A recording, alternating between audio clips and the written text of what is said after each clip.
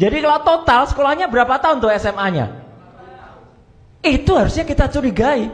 Itu sudah salah satu syarat bahwa dia belum tentu, saya bilang, belum tentu lulus SMA. Tapi kemudian dia tiba-tiba masuk ke university yang cukup hebat, namanya University of Bradford. Ternyata MIDS di Singapura itu sudah tidak lagi kerjasama dengan Bradford. Oke. Kemudian dia seolah-olah lari ke Australia, ke UTS, University Technology of Sydney. Setahun dia di sana. Dan konon itu ada di websitenya Pemkot Surakarta loh, S2 di UTS. Padahal dia setahun di sana itu cuma matrikulasi. Matrikulasi harusnya beberapa bulan, itu setahun. Jadi nggak lulus juga. Jadi ini kalau ada pemakzulan, Bang Refli dan kawan-kawan semua, ini clear soal pendidikan itu sebenarnya clear. Dia menyatakan tidak benar pada sebenarnya. Dan dia sekarang mulai takut itu, ngakuin itu. Kalau dia berani, dia tulis insinyur dan dokter Andes tadi Pak Taufik, ya. Tapi kan dia kan nggak berani. Jadi ini sebenarnya poin bagi kita. Jangan khawatir, maju terus. Sebenarnya sudah ada ini poin. Yang kedua soal Fufufafa ini, clear banget ini sebenarnya. Dan terakhir kan teman-teman juga sudah dengar kan, bahkan BSSN, Badan Cyber dan Sandi Negara, itu menurut konfirmasi bocor Alus Tempo, itu sudah meyakinkan bahwa memang itu benar. Saya juga lagi janjian nih sama Pak Hinsa Siburian untuk ketemu. Tapi ya agak mundur-mundur beliau gitu loh. Tapi nggak apa-apa, saya hormati. Karena saya ingin ketemu dan kita bicarakan hal ini. Dan adiknya pun mengakui. Jadi sebenarnya kita, Pak Saididu, nggak pernah gentar. Cuman cara kita, kalau semuanya langsung kita serang, berat Pak. Satu demi satu dulu, diprotolin dulu. Ya, yang diprotolin Fufufafa dulu. Ini harus.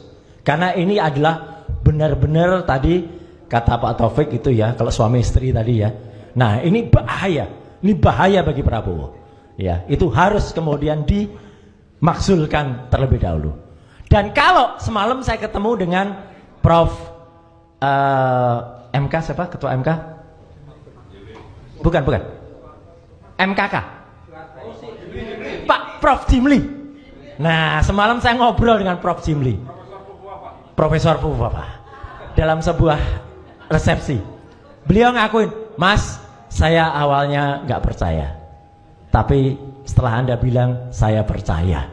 Itu kata-kata Prof Jimli.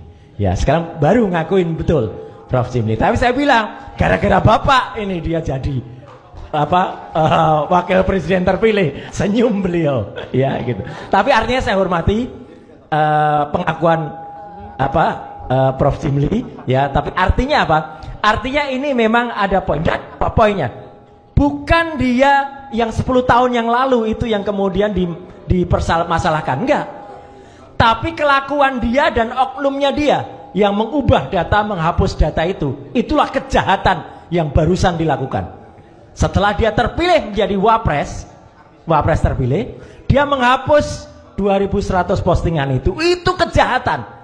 Kejahatan yang kedua, dia hapus juga nama dia.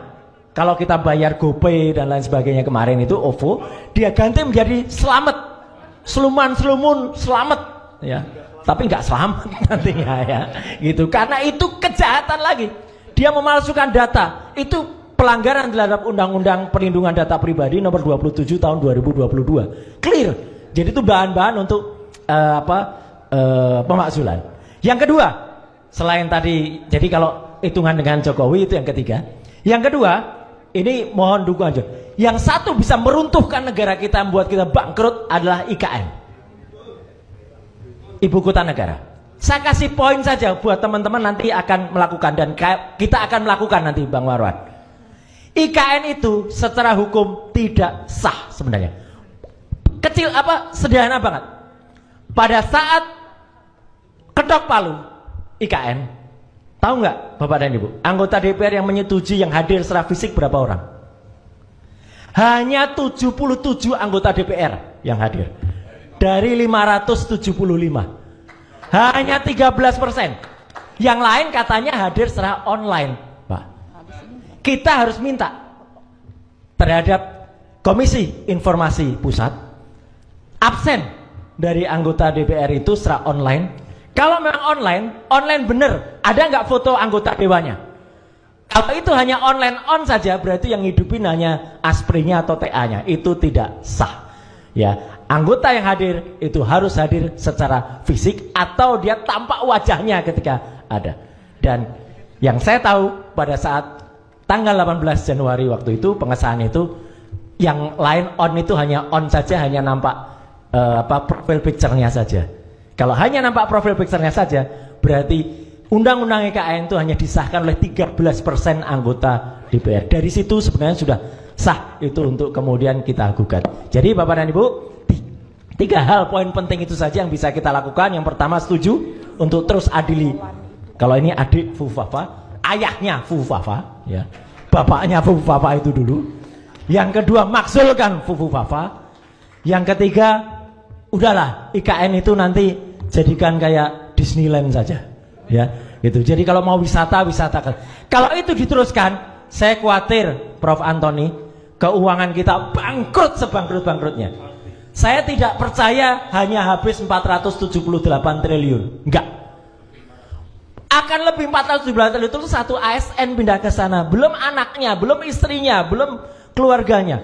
Itu akan bisa 10 kalinya, dan itu Indonesia akan runtuh. Dan kita nggak sayang siapa presiden, tapi kita sayang Republik Indonesia. Selamatkan Indonesia dengan jalankan 3 langkah itu. Sekian.